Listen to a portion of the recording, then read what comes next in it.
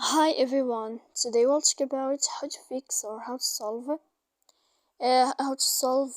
Tinder data. To know how to fix or how to solve Tinder clear data, you should just go settings. After that, we click apps, default apps, app settings. Here in this page, you will enter to Tinder app. When you find this page of app info, you will click on first stop and you will click OK. Then you will enter to storage. Here we click clear cache.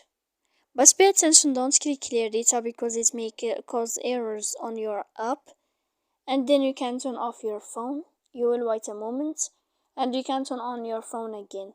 So please don't forget to support us by like and subscribe. See you next time in another video. And thank you for your attention and your watching. Goodbye.